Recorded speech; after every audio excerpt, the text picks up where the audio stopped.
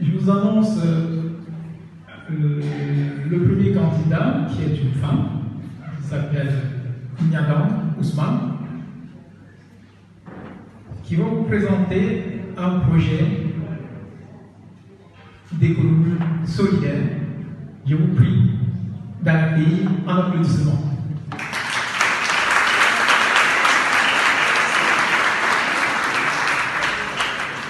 Je te laisse le micro.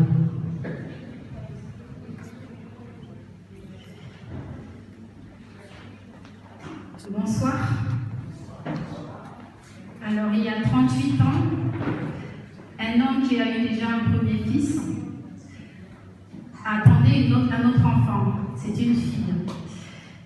Pour contester ce qui existait dans la mentalité du pays, qui disait que les filles étaient moins importantes que la vie d'un homme, il a décidé de nommer sa fille merveilleuse. Pour dire quel que soit le nom, le sexe de l'enfant, garçon ou fille, c'est la même chose. C'est la signification de mon prénom. Et ce temps, c'était Ousmane, mon père. Je viens ce soir vous présenter mon projet via mon association qui s'appelle Feugueil. Feugueil veut dire en langue mondane parlée au sud du Tchad, valeur ajoutée. L'objectif de l'association, c'est essentiellement d'apporter, favoriser l'éducation, la formation et la formation de tous, pour tous, notamment des femmes et des enfants. L'association intervient pour son premier projet à Lindi, situé au sud-ouest du Tchad. Le Tchad, pour vous situer, il est au milieu de l'Afrique, c'est au milieu de l'Afrique centrale.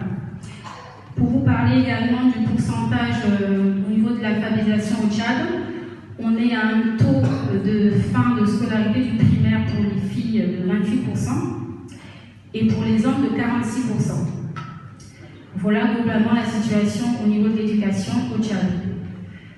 Ensuite, au niveau du projet, l'objectif principal, c'est d'apporter l'amélioration des conditions d'apprentissage des enfants de ce village au travers de la construction d'infrastructures qui n'existent pas, et également une mise en place d'actions pour rémunérer davantage des enseignants qui ne sont pas suffisamment rémunérés dans le cadre dans ce cadre scolaire. Nous avons au niveau de l'association une équipe qui existe ici. Elle vient d'être créée, donc il y a 2 membres actuellement. Moi, la présidente, et ensuite Valérie Hubert, qui est la secrétaire. Et au Tchad, le siège est en train d'être créé avec pour président Gabi Souéré et Solia Benam, qui est la secrétaire sur place. Nous avons, dans le cadre de ce projet, des actions à réaliser. Donc, la cause du projet revient simplement de l'histoire du village. Le village est un village qui existe depuis 1970, qui est un regroupement de familles au départ, issu de mon grand-père. Au départ, il y avait quelques familles. Aujourd'hui, le village compte 4000 habitants, globalement. Et au départ, étant donné que l'établissement le plus proche était à 10 km, les habitants ont décidé de créer un village, une école, qui gérait en toute autonomie. Ensuite, ils ont fait des démarches pour officialiser cette école. Et l'État l'a reconnu, sauf qu'ils ont essentiellement nommé que 2 dirigeants, deux directeurs et 2 enseignants, pour un effectif global du primaire qui est de 450 élèves. Et ensuite, le collège a été créé 7 ans plus tard, donc depuis 7 ans, avec 200 élèves.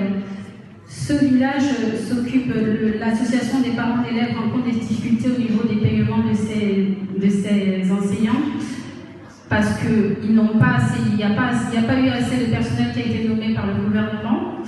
Et de ce fait, ils sont contraints de rémunérer des enseignants et des contractuels par leur propre budget, donc ce qui est financièrement difficile pour eux. Ce qui fragilise également les conditions d'apprentissage pour les enfants, puisqu'ils n'ont pas assez les moyens de construire l'équipement qu'il faut.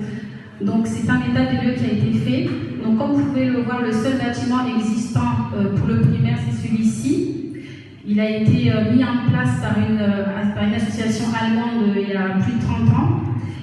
Et tout le reste des élèves du primaire se font en fait, l'école se font dans ce genre d'hangar avec le tableau et les hangars. À savoir que c'est une région qui est sahélienne, donc avec des saisons de pluie très fortes.